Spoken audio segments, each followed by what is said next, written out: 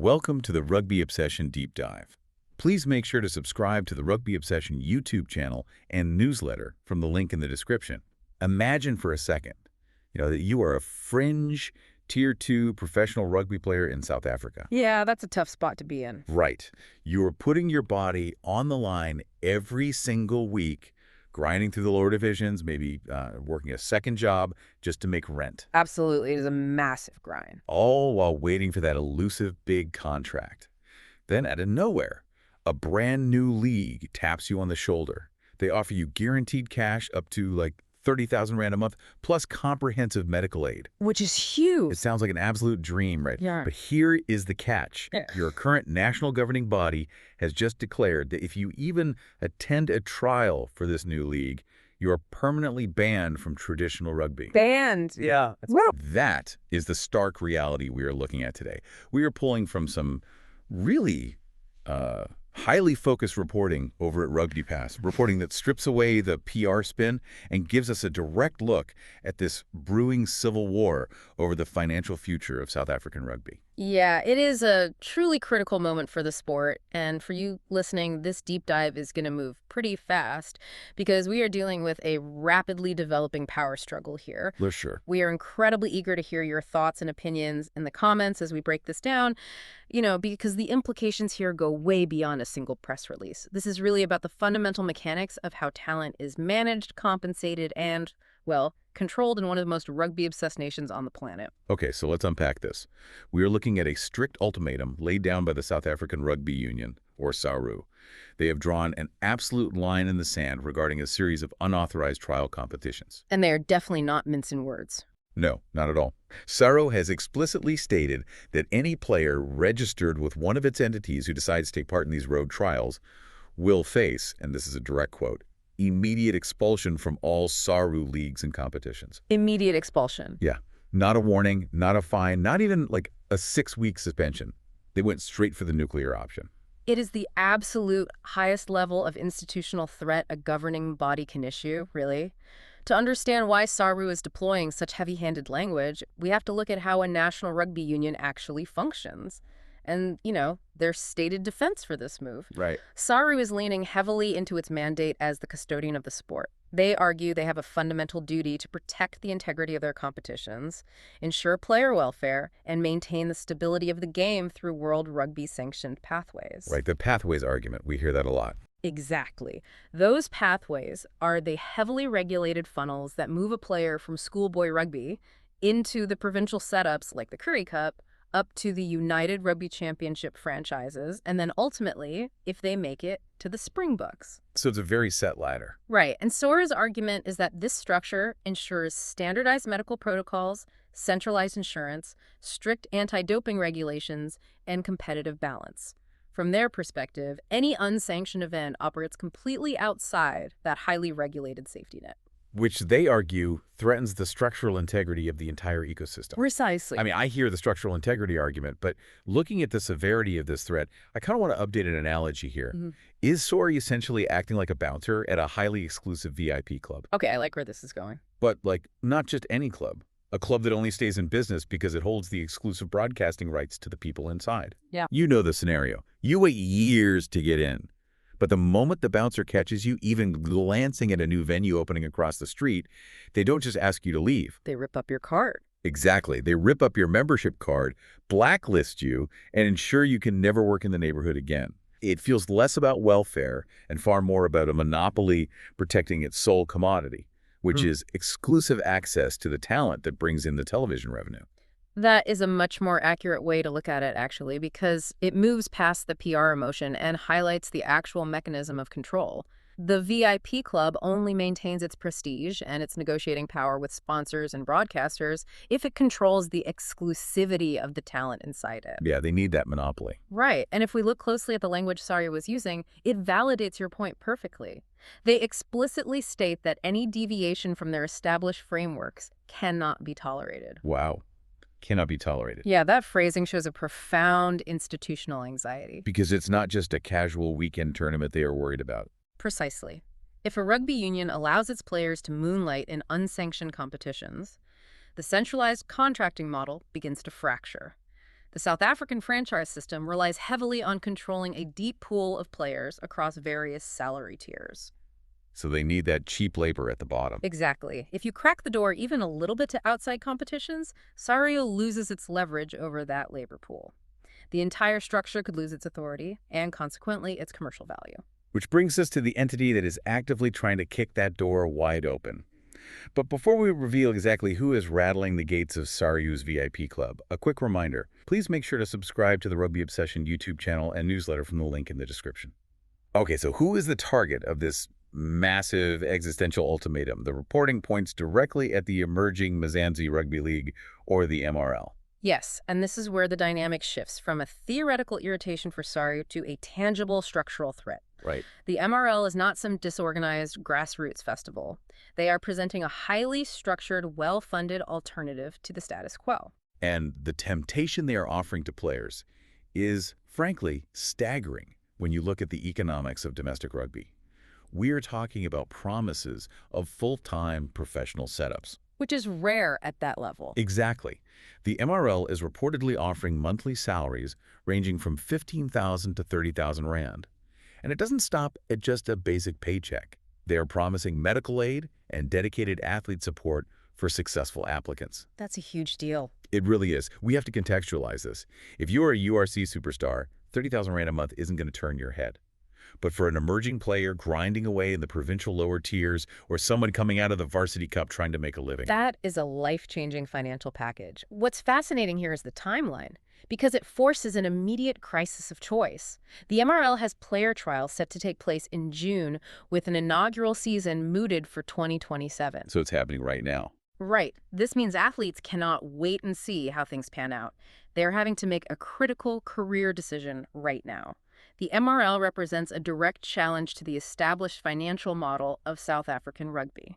Because SARU has always had total control. Traditionally, yes. The governing body holds a monopsony, meaning they're essentially the only buyer of professional rugby labor in the country. You play within their system, you climb their specific ladder, and you accept the compensation scale they dictate.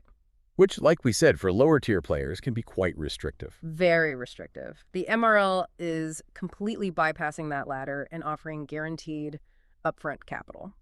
So what does this all mean for the actual players caught in the crossfire? Because I have to ask this on behalf of everyone listening who follows the domestic game. Given these high-value promises from the MRL, guaranteed salaries that provide a solid living wage in South Africa, plus medical aid, is SARU's argument about player welfare actually holding up? That's the big question. Right. Or were we just looking at a classic corporate monopoly, using its immense power to crush a well-funded competitor before it even gets off the ground? Because historically, South African players have always sought financial security by moving to Europe or Japan. Yeah, the overseas exodus. Exactly. Huh. But now, that financial alternative is knocking on their front door. If a player can secure their family's financial future and get comprehensive medical coverage through the MRL, isn't that the ultimate form of player welfare? This raises a super important question, and it is the exact paradox at the center of this entire standoff. It really comes down to how you define welfare. Right. From an administrative standpoint, a governing body equates welfare with regulation.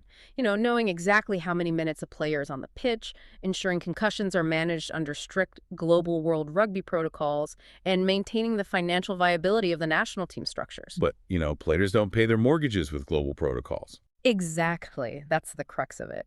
From the perspective of an individual athlete with a highly physical career and a very short earning window, welfare often simply means financial security. Getting paid. Yeah. A guaranteed 30,000 Rand a month and solid medical aid is a very compelling practical definition of personal welfare. SARU's heavy-handed response, this threat of immediate expulsion, suggests they deeply recognize how alluring that alternative is to a large portion of their player base. Oh, they know. They definitely know. Right. So they are using their ultimate leverage, access to the traditional legacy pathways and the dream of the Springbok jersey, to force players to choose between financial security today and traditional prestige tomorrow. And this is where I want to highlight the rugby community's reaction, particularly in the Rugby Pass comment section. Oh. Because our listeners and readers are sharp. Oh, absolutely. There was one brilliant, blunt observation from a user named Unknown that just cuts right through the corporate speak. Yes, I noted that one as well. The user basically wrote PGA versus illegal golf all over again, but now it's rugby. Big dogs don't like small dogs. It's such a brilliant starting point for analyzing this. We are seeing the exact same playbook in action. It really is. If we connect this to the bigger picture, it is a highly useful lens to view the situation through. What happened in professional golf with the PGA Tour and Livy Golf provides a fascinating template for what we are seeing unfold right now in South African rugby. Right, because in golf, you had a legacy traditional governing body in the PGA that held a near total monopoly on elite competition and broadcasting rights. Exactly. And then a massively wealthy breakaway league, Livy Golf, emerged. They offered life-changing guaranteed money to athletes entirely outside the traditional structure. And the PGA responded exactly the way SARU is responding right now. They didn't try to outbid them initially. They went straight to existential threats. Yep, lifetime bans. Immediate expulsions, threatening to strip players of their legacy achievements and locking them out of the established ecosystem entirely. The PGA argued it was about the integrity and tradition of the game, while Livy Golf argued it was about free markets, giving athletes their true market value and creating new opportunities. It is the classic tale of sports disruption. The big dogs, as the commenter noted, rely on their size, their legacy, and their exclusive control of the developmental pathways to maintain dominance. Yeah. When a small dog arrives with enough financial backing to circumvent those traditional pathways, the big dog's only initial defense is to threaten the labor force.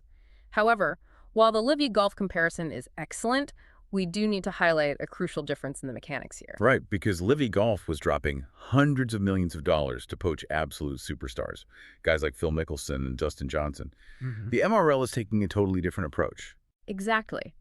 The MRL is not currently trying to poach Siya Kolisi or Ibn Edzebeth. They are targeting the middle and bottom of the rugby pyramid. They are offering 15 to 30,000 rand to emerging talent, Curry Cup players, and fringe franchise squad members. Which, in a way, is actually a far more insidious threat to SARU's domestic structure. SARU relies on a massive, relatively inexpensive pool of domestic talent to stock its URC franchises. The Bulls, the Stormers, the Sharks, the Lions. They need those numbers. Exactly. If the MRL scoops up that crucial layer of depth by offering them basic financial security and medical aid, the foundation of the South African rugby pyramid gets hollowed out from the bottom up. That is the exact structural vulnerability at play here. SARS is not defending the top floor of the penthouse right now. They are defending the foundation of the building. And the crazy thing is, returning to the golf parallel, despite all the threats from the PGA and all the warnings about integrity, a massive number of top-tier players took the money anyway. They really did. Because when you put a guaranteed paycheck in front of an athlete whose career could end with one bad tackle, legacy and tradition suddenly have a very steep, quantifiable price tag. It just makes you wonder how many rugby players are looking at that upcoming June trial date for the MRL, looking at their current bank account, weighing the risks of injury in a physically brutal sport, and thinking about taking the leap, regardless of what SARU says. Yeah, it is an incredible high-stakes gamble for these players. On one hand, you have the safety of the established system, the legacy, and the ultimate dream of wearing the green and gold Springbok jersey. On the other hand, you have a guaranteed monthly salary, immediate medical aid, and a chance to be on the ground floor of a brand new professional enterprise. Which leaves us with a final forward-looking thought to ponder as this story develops over the coming months. Right. SARU has played its absolute strongest card right at the beginning with immediate expulsion. There is no escalating warning system. It is zero tolerance from day one.